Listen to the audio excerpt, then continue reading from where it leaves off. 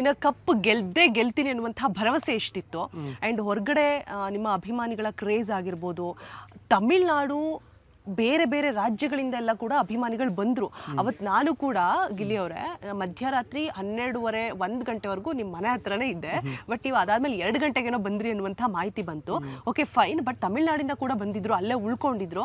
But ನಿಮ್ಮನ್ನು ನೋಡೋಕ್ಕಾಗದೆ ಹಂಗೆ ವಾಪಸ್ ಹೋದರು.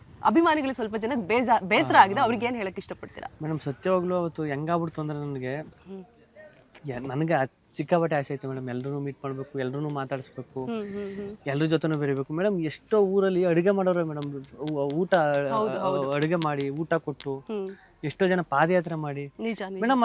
ಅದಕ್ಕೆಲ್ಲ ಅಷ್ಟೊಂದು ಯೋಗ್ಯತೆ ಇದ್ದದ ನನಗೆ ಅಷ್ಟೊಂದು ಪ್ರೀತಿ ಪಡಿಕೆ ಅಂದ್ರೆ, ಅಷ್ಟೊಂದು ಜನ ಪ್ರೀತಿ ಮಾಡೋಕೆ ಅದು ಗೊತ್ತೇ ಇಲ್ಲ ಮೇಡಮ್. ಅದು ಅಂದ್ರೆ ಹೊರ ರಾಜ್ಯ ಅಂದ್ರೆ ನೋಡಿ, ಅವ್ರು ಅದು ಆಂಧ್ರ, ತಮಿಳ್ನಾಡು, ಹೊರ ರಾಜ್ಯದವ್ರು ಮೇಡಮ್ ಕನ್ನಡ ಶೋ ಒಂದು ನೋಡಿ ಅದರಲ್ಲಿ ಒಬ್ಬನ ಗುರುತಿಸಿ, ನಾನು ಒಂದು ವಿಡಿಯೋ ನೋಡಿದೆ, ಅವ್ರು ವಿಡಿಯೋ ಮಾಡಿ ಎಲ್ಲ ಹಾಕಿದ್ದ, ಅದ್ರಲ್ಲಿ ಒಂದು ಶೋ ನೋಡಿ ಅಷ್ಟೊಂದು ಸಪೋರ್ಟ್ ಮಾಡ್ತಾರೆ ಅಂದ್ರೆ ಹೆಂಗ್ ಸಾಧ್ಯ ಮೇಡಮ್? ಅದು ನಮ್ಮೂರು ನನ್ಗೆ ನೋಡ್ರಿ, ಯಾವುದೋ ಒಂದು ಊರಲ್ಲಿ, ಯಾವುದೋ ಒಂದು ಮನೇಲಿ ಯಾರ್ದೋ ಒಬ್ಬ ಮಗ ಆಗಿ ಒಂದು ಸಣ್ಣ ಕುಟುಂಬದಲ್ಲಿ ನಾರ್ಮಲಾಗಿ ಒಂದು ಮಿಡ್ಲ್ ಕ್ಲಾಸ್ ಲೈಫಲ್ಲಿ ಬದುಕ್ತಿರೋ ನಾನು.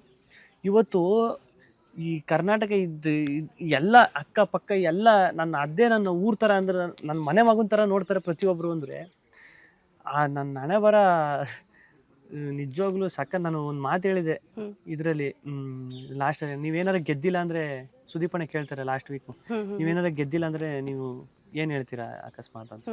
ನಾನು ಗೆದ್ದಿಲ್ಲ ಅಂದರೆ ಅಣ್ಣ ಯಾವ ಸೋಲು ಗೆದ್ದಿಲ್ಲ, ವಿನ್ ಆಗಿಲ್ಲ, ರನ್ನರ್ ಅಪ್ ವರೆಗೂ ಹೋಗಿದ್ದೀನಿ, ಗೆದ್ದಿಲ್ಲ ವಿನ್ ಅನ್ನೋದು ನಾನು ಹಣೆ ಬರದಲ್ಲೇ ಬರಲಿಲ್ವೇನೋ ಅಂತ ಅನ್ಕೊಬಿಡ್ತೀನಿ ಅಂತ ಹೇಳಿದೆ.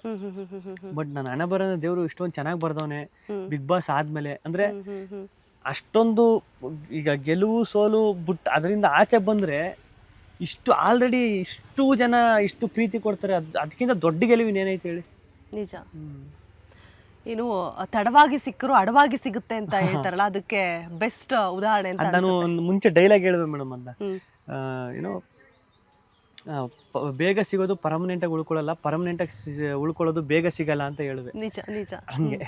ಓಕೆ, ಇನ್ನು ಸುದೀಪ್ ಸರ್ ಹೇಳಿದ್ರು ಅಟ್ ಎಂಡಲ್ಲಿ ಗಿಲ್ಲಿ ಅವರೇ ಸೋಲ್ ಆದರೆ ಏನಂತೀರಾ ಅಂತ ಹೇಳ್ಬಿಟ್ಟು, ಅವಾಗ ನೀವು ಹೇಳಿದ್ರಿ ನಾನು ಹಣೆ ಬರದಲ್ಲೇ ಜಸ್ಟ್ ಅದು ನೀವು ಏನು ಲೈವ್ ನಡೀತಾ ಇತ್ತು, ನಮಗೆ ಹೊರಗಡೆ ಏನು ವಿಚಾರಗಳು ಒಂದು 15 to 20 minutes ಆಫ್ಟರ್ ನಮ್ಗೆ ಗೊತ್ತಾಗ್ತಾ ಇತ್ತು.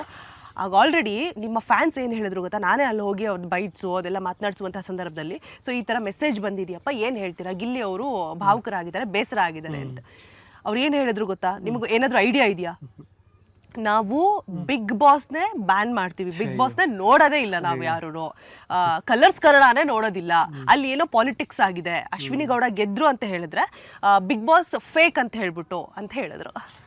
ಇಲ್ಲ ಮೇಡಮ್, ಅಷ್ಟು ಅದೇ ಹಂಗೆ ಆ ಥರ ಆ ಥರ ಹೇಳ್ತಾರೆ ಒಂದು ಮಾತು. ಅಷ್ಟೊಂದು ಪ್ರೀತಿ ಇಟ್ಟವ್ರೆ ನನ್ನ ಮೇಲೆ ಅಂದರೆ ಅದು ಹೆಂಗೆ ಆ ಋಣನ ಹೆಂಗೆ ತೀರಿಸೋದು ಮೇಡಮ್? ಬದುಕಿರೋವರೆಗೂ ಅದು ಆ ಋಣಕ್ಕೋಸ್ಕರನೇ ಬದುಕಬೇಕು ಮೇಡಮ್, ಅದಕ್ಕೋಸ್ಕರನೇ ಬದುಕಬೇಕು. ಆ ಮಾತುಗಳು, ಆಮೇಲೆ ಆ ಇದು ಪೂಜೆ ಮಾಡೋ ದೇವ್ರು ಇದರಲ್ಲಿ ಪಾದಯಾತ್ರೆಗೆ ಹೋಗ್ಬಿಟ್ಟು ದೇವ್ರ ಹತ್ರ ಇಟ್ಬಿಟ್ಟು ಪೂಜೆ ಮಾಡ್ತಾರಲ್ಲ ಮೇಡಮ್. ಹೌದು ಹೌದು ಹೌದು. ಚಿಕ್ಕ ಮಕ್ಕಳೆಲ್ಲ ಕೇಳೋದು ಯಾರು ಇಷ್ಟ ಅಂದ್ರೆ ಗಿಲ್ಲಿ ಅಂತ. ಹೌದು ಹೌದು ಹೌದು ಮೇಡಮ್. ಎಲ್ಲರೂ ಅಷ್ಟೊಂದು ಪ್ರೀತಿ ಕೊಟ್ಬಿಟ್ರೆ ಅದು ಹೆಂಗೆ ಇರೋದೊಂದು ಹೃದಯ, ಹೆಂಗೆ ಅದನ್ನೆಲ್ಲ ತಡ್ಕೋಬೇಕಲ್ಲ ಆರ್ಟ್ ಅನ್ಸುತ್ತೆ.